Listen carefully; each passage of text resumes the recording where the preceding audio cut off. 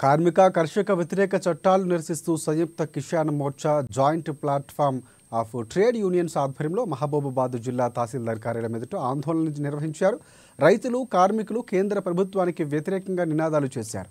కేంద్ర ప్రభుత్వ ప్రజా వ్యతిరేక విధానాలపై కార్మికులు, రైతులు రాజీ లేని పోరాటం చేయాలని అజయ్ సారథి అన్నారు. బీజేపీ కేంద్రంలో మూడవసారి అధికారంలోకి వచ్చి కర్షకులకు, కార్మికులకు, నిరుపేదలకు తీవ్ర అన్యాయం చేస్తుందని ఆరోపించారు. కార్మికులకు, రైతులకు అన్యాయం చేస్తూ పారిశ్రామికవేత్తలకు వత్తాసు పలుకుతుందన్నారు.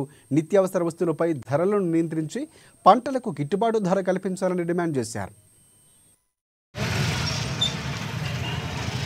రాష్ట్రపతి ప్రసంగిస్తున్న సందర్భం ఒకవైపు ఉంటే, మరొక వైపున నిన్న సుప్రీంకోర్టు కూడా ఒక కీలకమైనటువంటి తీర్పు ఇచ్చింది.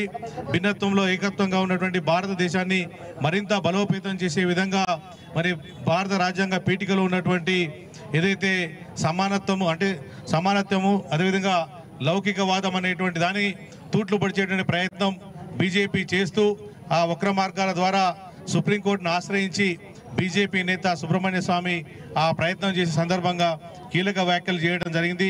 ఆ యొక్క రాజ్యాంగంలో ఉన్నటువంటి సెక్యులర్ అనే పదాన్ని కానీ, లేదంటే లౌకికత్వం ఉన్నటువంటి పదాన్ని కానీ, లేదంటే సమానత్వం ఉన్నటువంటి పదాన్ని కానీ తొలగించాల్సిన అవసరం లేదని చెప్పేసి చెప్పడం అనేటువంటిది ఇవాళ రాజ్యాంగ పరిరక్షకులుగా మనందరికీ